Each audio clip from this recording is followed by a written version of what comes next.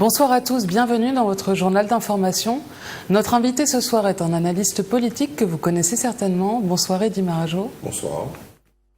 À la une de l'actualité martiniquaise, la journée nationale de la laïcité a eu lieu aujourd'hui. Les établissements martiniquais ont organisé ce matin des débats et conférences avec les élèves et le corps professoral. La haute saison touristique bat son plein, chaque jour des croisières font escale en Martinique. La FCPE organisait aujourd'hui au Parc Aimé Césaire une matinée de découverte du patrimoine culturel martiniquais pour les enfants des garderies. Et pour commencer cette édition, la journée nationale de la laïcité était organisée aujourd'hui à l'occasion du 110e anniversaire de la loi de séparation de l'Église et de l'État. Des conférences et débats étaient proposés aux élèves, mais aussi au corps professoral. Un reportage de Yannick Granier. Aujourd'hui, 9 décembre 2015, est la journée nationale de la laïcité. Cette journée revêt une importance particulière car c'est aussi le 110e anniversaire de la loi sur la séparation des églises et de l'État de 1905. Certains établissements de l'île ont vu l'occasion d'échanger avec leurs élèves sur les fondements même de cette valeur indissociable de la République. Nous avons fait le choix dans l'académie de nous adresser surtout aux jeunes, pour leur rappeler que derrière cette loi, il y a des valeurs, les valeurs de la République qui étaient défendues et qui continuent à être des idées neuves un siècle, 110 ans plus tard. À l'école supérieure du professorat et de l'éducation, une conférence débat était organisée avec plusieurs intervenants. Mais en arrivant à l'ESP, une surprise attendait les visiteurs. Pour ce faire, on a réfléchi à une brainstorming, une mise en situation de recherche sur quelles étaient les définitions qu'on se donnait, qu'on voulait mettre en valeur dans la banderole. Et donc, c'était d'une part le vivre ensemble, c'était d'autre part, la défense des libertés, de penser, de croire. C'était aussi, bien sûr, le droit aux différences, c'est-à-dire pas simplement à la différence, mais à toutes les différences pour nous. Et on a essayé de le mettre en image et de traduire ce message dans différentes langues, donc en créole, en français, en espagnol, en anglais et en allemand. Le thème de la laïcité a soulevé un véritable débat dans la salle polyvalente de l'ESP. Assez pour se demander si la valeur de laïcité est bien la même pour tout le monde. Rien n'est acquis définitivement. Et pour avoir participé au débat de tout à l'heure, vous avez bien vu que le sujet est riche, le sujet est sensible. Et justement, j'ai très bien compris leurs préoccupations et j'ai beaucoup apprécié cet échange. C'est exactement ce qu'on voulait. Leur donner la parole pour dire à la fois leurs craintes, leurs questions, mais surtout pour leur montrer que cette laïcité se construit tous les jours. Ils peuvent intervenir à titre personnel pour réparer une injustice, pour demander à la personne qui a garé sur les places réservées aux personnes handicapées qu'elle est anti-laïque. Et en même temps, comme ce sont de futurs enseignants, ils doivent être outillés pour justement être les gardiens de cette laïcité et développer les valeurs de la République. Certaines questions épineuses ont été soulevées lors du débat. Pourquoi, par exemple, sur la télévision publique, on peut avoir une ordination d'un prêtre en direct, on peut avoir une messe en direct, les vœux de l'archevêque sont présentés à la télévision pour la nouvelle année. Et là on pourrait se dire, mais alors finalement les catholiques peuvent parler sur la télévision publique, or nous sommes dans un pays laïque. Donc soit on est dans un pays laïque, donc on n'accepte pas de religieux, seuls les politiques et le représentant de l'État peut parler pour la nouvelle année, soit on est laïque et finalement on peut s'ouvrir aux autres confessions. Donc si effectivement l'archevêque peut parler, peuvent également parler les pasteurs. Y a-t-il une mise en place différente de la laïcité en Martinique ? Cette question a peut-être un début de réponse. La particularité justement de la Martinique, c'est qu'elle s'inscrit dans une démarche qui n'est pas rationnelle légale, puisqu'en France, la représentation du monde se construit à partir des connaissances empiriques qu'ils ont du monde. Tandis que chez nous, aux autres Antillais, notre compréhension, notre vision du monde est beaucoup plus liée à l'émotion, d'où justement ce rapport magico-religieux que nous avons avec le monde. Beaucoup d'ambiguïtés naviguent toujours autour de cette valeur fondamentale de la République. Au-delà de l'aspect religieux, c'est une conception, un principe de bien vivre ensemble. La laïcité n'est pas une opinion, c'est la liberté d'en avoir une. Et ce matin, le RSMA a signé une convention avec le MEDEF Martinique. Un lien entre le monde de l'entreprise et celui de la formation pour assurer aux jeunes diplômés leur entrée dans le monde du travail. Jean-Pierre Zabulon nous en dit plus. Ce n'est pas une première pour le MEDEF et le RSMA. Effectivement, en 2011, une première convention avait permis de développer des relations très étroites entre le monde de l'entreprise et le RSMA. Le but de l'apprentissage est donc de trouver une entreprise qui soit prête à prendre un jeune en emploi direct chez eux et qu'ils accompagnent en poursuite de formation en alternance dans les CFA afin que le jeune obtienne un diplôme pour ensuite continuer de servir dans l'entreprise. Donc c'est véritablement une opportunité pour nos jeunes et donc nous cherchons par ce biais-là à développer l'emploi outre-mer, à faire en sorte de faire se rencontrer l'offre d'emploi et la demande d'emploi. Ce que nous apprécions, nous, chez l'entreprise, avec les formations du RSMA, c'est qu'il y a à la fois du savoir technique et du savoir-être. Et les jeunes qui sont passés par le RSMA, en général, sont plus réceptifs à tout ce qui est discipline, tout ce qui est horaire, respect des horaires, tenue, savoir-être de façon générale. Et vraiment, c'est un partenariat que nous renouvelons avec grand plaisir. Depuis que je suis arrivé, comme j'étais déjà au lycée avant de cette filière-là, ça m'a donné beaucoup d'instructions, surtout. Des choses que je ne savais pas faire, j'ai réussi à faire maintenant. Maintenant, je passe VT de cette section-là, donc ce qui veut dire que je monte en grade. Et avec ça, je veux bien partir en France pour mon engagement. Déjà, je trouve que c'est bien. Il y a beaucoup de choses, je ne connaissais pas. Et ça m'ouvre des portes aussi partout. Ouvrir les portes un peu partout, c'est effectivement la raison pour laquelle le MEDEF Martinique, en partenariat avec le RSMA Martinique, a souhaité expérimenter une action consistant à recruter des jeunes en apprentissage afin de promouvoir l'emploi local des 18-25 ans. Parlons croisière. Le tourisme est une des clés du développement de la Martinique. Le comité martiniquais du tourisme met donc en place une politique d'aménagement et d'organisation du territoire pour accueillir les croisiéristes. Toujours plus nombreux. Reportage. Haute saison touristique a commencé, notamment avec l'arrivée des croisiéristes. Le comité martiniquais du tourisme met en œuvre des projets de développement pour accueillir les vacanciers dans les meilleures conditions. Il y a une politique visant à accueillir dans de meilleures conditions encore nos publics croisiéristes, que ce soit à Pointe-Simon ou au Tourelle, par le fait que l'on a également le concours de plusieurs acteurs qui favorisent cela. Alors nous, comité martiniquais du tourisme, nous avons mis un village d'exposants permettant de valoriser un petit peu tout notre patrimoine culturel, tout ce que l'on peut proposer en termes d'artisanat et de produits innovants spécifiques à la Martinique. Nous avons aussi des animations musicales que l'on propose le matin et l'après-midi à ces clientèles-là. Et puis nous avons une organisation en termes d'infrastructure également qui est de mieux en mieux puisque le terminal qui est ici est en passe d'être achevé.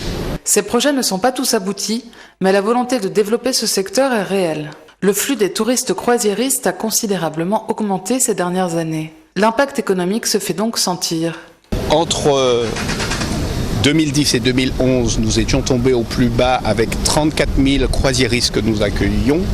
Et nous allons accueillir sur cette saison 2015-2016 près de 380 000 croisiéristes. Nous avons eu cette année les derniers chiffres sur l'impact économique de la croisière qui a été réalisé par la FCCA et qui montre que ce que rapportait la croisière en 2005-2006, à savoir 4 millions d'euros, nous a rapporté entre 2014 et 2015 22,7 millions d'euros.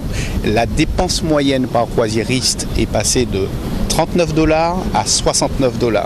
Le nombre d'emplois directs générés par la croisière est passé de 117 à 453 emplois. Le développement du tourisme croisiériste est en constante évolution, ainsi que les aménagements permettant l'accueil de ce public. Nous n'arrêtons jamais les investissements pour pouvoir accueillir dans de meilleures conditions les croisiéristes. Derrière nous, il y a eu d'abord une extension de l'appontement qui est ici et qui permet aujourd'hui d'accueillir parmi les plus gros navires. Et il y a peu de destinations dans la Caraïbe aujourd'hui pouvant avoir un tirant d'eau de 10 mètres. Nous avons sur le terminal des Tourelles également des investissements majeurs qui sont réalisés de manière massive depuis près de 4 ans maintenant et qui se poursuivent. Tout ça visant à améliorer. Alors nous aurons en plus un environnement qui va évoluer puisque le TCSP est en voie d'achèvement et nous allons pouvoir permettre aux croisiéristes de pouvoir pénétrer bien plus facilement sur le centre-ville. La Martinique reste donc une destination qui fait rêver ses touristes de plus en plus nombreux. Un projet éducatif et culturel maintenant, la FCPE accueillait ce matin au parc Aimé-Césaire les petits Martiniquais des garderies pour leur faire découvrir le patrimoine culturel local. Un moment récréatif et artistique. Manuela Montlouis était sur place. Parc Aimé-Césaire a accueilli ce matin 350 enfants des garderies périscolaires de la FCPE, la Fédération des conseils de parents d'élèves. Ils ont présenté des prestations artistiques autour du patrimoine culturel martiniquais. Pendant près de 3 heures, les jeunes artistes en herbe, issus d'une douzaine d'écoles foyalaises, sont montés sur la scène pour interpréter les chants, les danses et les poèmes qu'ils ont travaillés depuis des mois. Comme spectacle, on a préparé autour du patrimoine martiniquais, des danses traditionnelles, du bel air. On a répété presque tous les jours qu'il y avait école. Le soir aussi. J'ai préparé une danse. En fait, c'est pas une danse, c'est un sketch. On fait des danses à la fin et aussi c'est du bel air qu'on fait. J'ai commencé par danser un petit peu. Elle nous a raconté un petit peu la danse. On a travaillé sur le début. Après, on a commencé à voir la fin. Et puis ensuite, elle nous a dit les choses qu'on devait changer. Les animateurs n'ont pas ménagé leurs efforts pour faire de ce spectacle une réussite. Un travail pédagogique de longue haleine où les enfants se sont vraiment investis. Tous les enfants de l'école y ont mis leur participation, les parents ont suivi et aujourd'hui on a le plaisir de présenter ce travail à la Martinique entière parce que vous verrez qu'on a vraiment des talents en herbe, des enfants investis. Pour la FCPE, cette fête des artistes en herbe est la concrétisation d'un engagement à l'attention des plus jeunes, faire vivre la culture traditionnelle martiniquaise. L'objectif aujourd'hui, c'est de faire découvrir aux enfants notre tradition antillaise martiniquaise et de partager autour de cela. Les enfants ont d'abord, avec les animatrices et les directrices, découvert ce que recouvrait notre patrimoine martiniquais, nos artistes, musiciens, culturels et autres. Et autour de toute cette découverte, de tout ce travail de départ, ils ont pu mettre en place alors des scénettes, des chants, des danses pour illustrer tout ce qu'ils ont appris, découvert autour de notre patrimoine martiniquais. Sans conteste, la fête fut belle ce matin au parc Aimé-Césaire, les enfants ayant montré l'étendue de leur talent. Retrouvons maintenant notre invité de l'édition, Eddy Marajo, analyste politique. Bonsoir Monsieur Marajo. Nous allons parler de la fusion du mouvement Grand Semblé et Bapaya en Chance, qui a été annoncée hier pour le second tour de l'élection de la CTM en Martinique. Que pouvez-vous nous dire au sujet de cette fusion ? Alors, il y a beaucoup de choses à dire. D'abord, pour beaucoup de Martiniquais, ça a été une vraie surprise. Pour les gens qui sont dans le microcosme, les journalistes et les analystes politiques, on avait déjà un certain nombre de signes avant-coureurs et on a eu l'occasion à plusieurs reprises d'interroger Yann Monplaisir et Alfred Marie-Jeanne sur la fusion. Alors, Alfred Marie-Jeanne avait balayé d'un revers de main, mais bon, pas de manière radicale, tandis que Yann Monplaisir avait clairement dit qu'au soir du premier tour, il pourrait s'allier éventuellement soit avec Serge Letchimy, soit avec Alfred Marie-Jeanne. Alors, interroger Serge Letchimy avait balayé ça d'un revers de main, mais là, de manière très catégorique, tandis qu'Alfred Marie-Jeanne n'avait pas totalement écarté cette hypothèse. Mais Alfred Marie-Jeanne n'en était pas à son coup d'essai de ce genre de fusion. Oui, en fait, Alfred Marie-Jeanne n'a jamais fait de fusion en réalité. Alfred Marie-Jeanne en 1998, quand il arrive après les élections régionales et qu'il n'a pas de majorité, il sait qu'il doit composer. Il a une majorité relative, il doit composer avec les forces en présence. Il compose avec Pierre Petit. Alors Pierre Petit n'a pas de majorité, il a quand même le nombre le plus élevé de conseillers régionaux et il fait une alliance de gouvernement, mais après les élections. Effectivement, Alfred Marie-Jeanne a été élu à la tête de la présidence de la région à ce moment-là, avec une majorité qui était composite et qui comprenait notamment des forces de gauche. Mais là, il s'agit non pas d'une alliance de gouvernement post-électorale, il s'agit d'une alliance électorale avant le scrutin. Et ça, c'est totalement inédit. En tout cas, c'est inédit entre des forces dites de gauche, ou voire d'extrême gauche, en tout cas des forces indépendantistes qui réclament et qui se réclament de l'indépendance, et puis des forces départementalistes, classiquement anti-indépendantistes, et ça c'est totalement inédit. C'est d'ailleurs ce qui a le plus surpris les Martiniquais, l'écart idéologique de ces deux mouvements. Oui, en fait, il n'y a pas, à mon avis, de cohérence idéologique dans ce choix. Ils vous expliquer qu'ils sont d'accord sur un certain nombre de choses. Bon, il faut dire les choses telles qu'elles sont. Il y a une vraie opportunité pour Alfred Marie-Jeanne et Yann Monplaisir de battre Serge Letchimy et donc de conquérir le pouvoir. Et c'est d'abord cette opportunité mathématique avant qu'on nous parle d'une quelconque affinité idéologique. Ce n'est pas vrai. Je veux dire, ça c'est tromper les gens. Par contre, effectivement, et là les choses sont très claires, 53 795 voix, si on rassemble au premier tour les voix de Yann Monplaisir et d'Alfred Marie-Jeanne, contre 47 000 voix pour Serge Letchimy, ce qui fait un écart de 6 793 voix. Donc là, il y a une vraie opportunité. Alors, cette opportunité peut conduire donc à une victoire, et cette victoire pour Alfred Marie-Jeanne est une revanche fantastique sur sa défaite de 2010, et pour Yann Monplaisir, c'est l'accession au pouvoir. Oui. Parce que Yann Monplaisir a très clairement indiqué qu'il n'allait pas à cette élection pour faire de la figuration. Alors, ce qu'on peut se poser comme question, c'est quels sont les enjeux de la fusion. Les enjeux sont assez simples. Pour Yann Monplaisir, c'est d'exister politiquement et d'exercer le pouvoir, parce qu'il le dit. Il dit, moi, je veux faire des choses pour mon pays. Et pour faire des choses pour le pays, il vaut mieux avoir le pouvoir que d'être assis dans l'Assemblée. S'il n'avait pas fait de fusion, n'avait pas réalisé la fusion, il y a de très fortes chances que Letchimy ait pu gagner l'élection, parce qu'à 3, c'est plus compliqué de gagner qu'à 2. Ça, c'est clair. Et donc, Yann Monplaisir aurait été le chef de file d'une opposition, mais une opposition réduite probablement à 4 ou 6 élus. Et là, vous ne pesez pas. Tandis que là, en faisant la fusion, il peut peser sur un certain nombre de décisions. Il peut d'ailleurs envisager que l'un des membres de son mouvement puisse occuper, par exemple, le poste de président de l'Assemblée.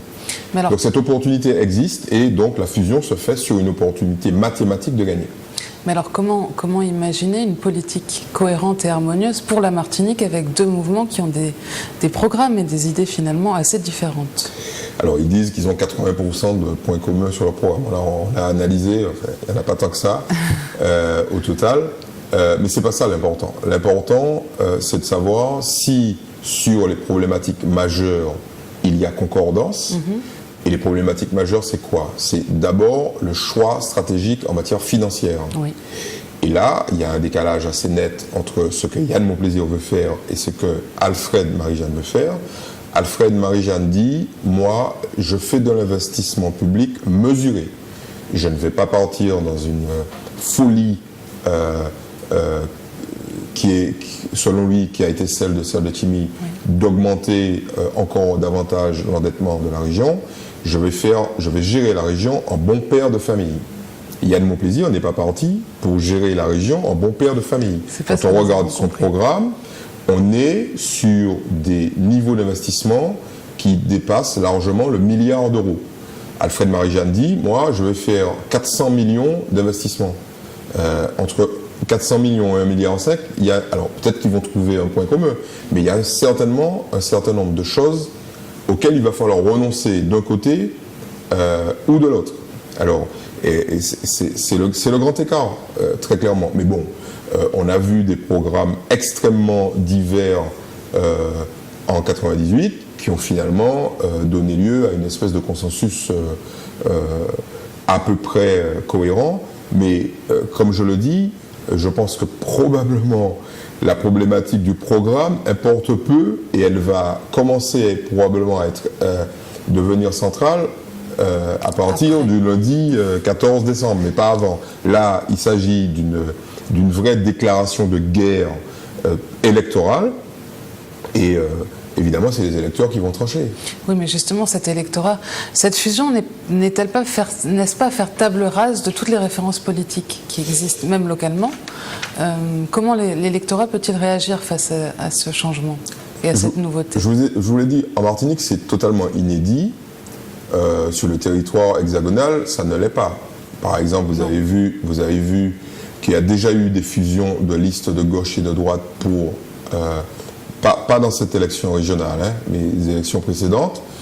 Notamment, on a vu à certains moments des fusions, non pas de listes, mais des fusions de programmes de majorité au moment des élections cantonales pour faire en sorte que les présidences de conseils généraux échappent au Front National. Et là, il n'y a pas de fusion, mais il y a des retraits de listes socialistes pour laisser la place aux listes républicaines face au Front National, et les premiers sondages indiquent très clairement que le retrait socialiste permet d'empêcher Marine Le Pen, par exemple, dans le Nord, ou sa nièce en région PACA, d'accéder au pouvoir. Donc, des exemples sont multiples. Quand il s'agit de partir à la victoire électorale, on fait bien sûr fi de toutes les convictions politiques. Alors, bien évidemment, Alfred Marie-Jeanne et Yann Monplaisir auront du mal à convaincre les journalistes et les analystes politiques qu'il y a cohérence politique. Il n'y a pas cohérence politique. Par contre, il y a cohérence électorale et le suspense est total aujourd'hui sur cette question de la victoire finale. Le suspense n'intéresse personne sur l'exercice du pouvoir. Ça, on verra ça après le 14 et à mon avis, il y aura guerre de suspense. Donc nous connaîtrons le dénouement de cette situation dimanche soir après le second tour. Aux alentours de 22h. Voilà, tout à fait. Merci Edwin Arajo d'avoir répondu pendant notre invitation. C'est la fin de cette édition. Retrouvez les informations nationales et internationales avec Euronews. Et à 20h30, votre émission Psychose en direct, animée par Fred Galva. Bonsoir, excellente soirée sur Zouk TV.